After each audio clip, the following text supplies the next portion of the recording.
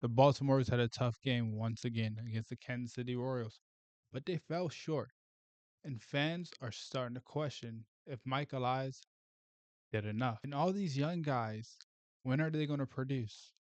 Welcome to Orioles Digest. I'm your host, Cam Bryce. And like I said in every video, if you are not subscribed to Orioles Digest, see that subscribe button on your screen over there? Just pop that for me, please. Hit subscribe. You'll do so much. We're trying to reach 2,000 subscribers now.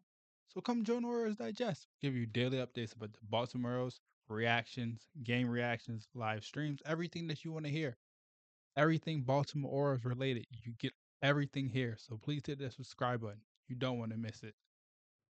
What is going on with the Baltimore Orioles? Um, 4-1 Kansas City Orioles. Orioles fall to 4-6. 4-6. So let me be more clear about that. Baltimore Orioles are 4-6. Pretty sure that's last in the AL East.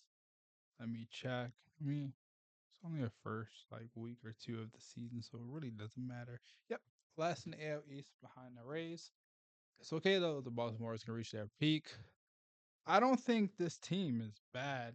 They just have to find the groove of players that are injured every year. Every year, the Baltimore go out, they make accusations, but then the people that they have that they depend on, they're already hurt. So, at what point are the Orioles going to look at another player that can stay healthy, like a franchise player, and start building this team up? Get a guy like you need a not saying a guy like him because you probably can't get him available from the Detroit Tigers, a guy like Kerry Carpenter, but that's kind of guy the Baltimore Orioles needed. Gunnar Henderson, 0 for 4. Hasn't found his way back yet. Adley Rutschman, 1 for 4. He's slowing down. Westberg is slowing down. O'Neill slowing down. Mountcastle's heating up, 3 for 4. Everybody else, not a lot of hit. Um, Cade, Cade Pavich was 13 hits. Only 4 runs, bro. 4 Ks, 88 pitches, 6.10 ERA. Yeah, Cade has not looked good. It's the funny thing about Cade though. Cade gets through the first couple 3 to 4 innings. It's like, oh, this could be an ace level pitcher, and he hits that one inning. He gives up that walk, gives up that another walk. So that's Cade's story. He just cannot be consistent, and that's going to hurt him. I don't think he'll get sent back down, but starting position. It's not looking too well for him. But that's my thoughts on the Baltimore Orioles. And the game that happened today. Let me know your thoughts in the comments. But we're going to take a deep dive into some of the players. And yes, we're going to talk a little bit about that guy on my screen and Cedric Mullins. Cade Povich had another rough start. Tough me, big Cade guy. And I really think he could be an all-star, max level free type of pitcher, but his stuff is a little concerning to me right now. I'm starting to look at all different types of guys, new guys coming up, Paul Skeens, all the different types of guys that are staying healthy and doing everything they need to do. Hunter Green, all these guys have Seth Lugo have fastball that velocity that sits around 98, 99.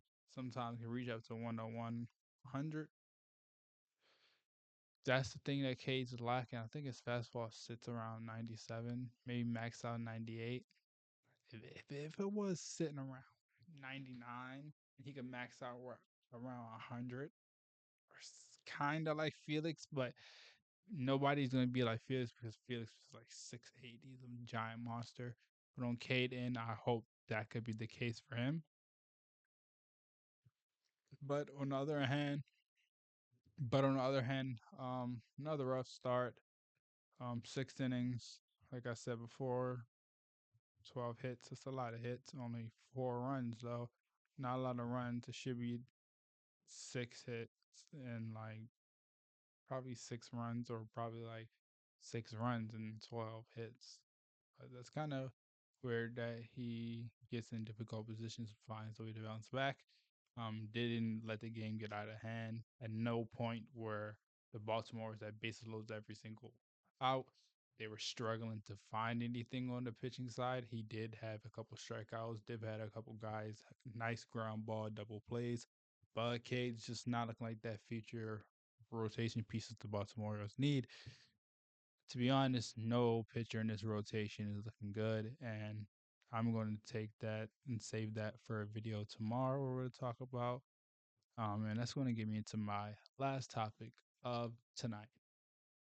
Breakout year for one young superstar, Jackson Holliday. Yeah, we're here to talk about Jackson Holliday. If you know me, I love J Ha. I call him J Ha. I don't know why I call him that. It's J Holiday. But, and I hit my mic. Oops.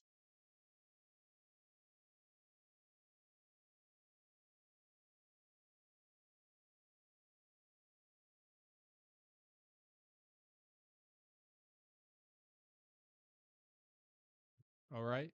But Jackson Holiday is really good. He's really starting to turn into that player. And I really think he could be a next level type of guy in this league.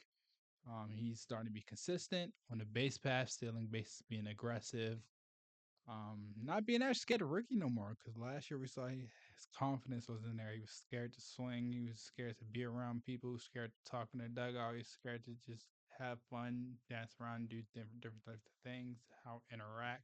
Now he's a little grown up. He's 21 years old. He can do certain different types of stuff.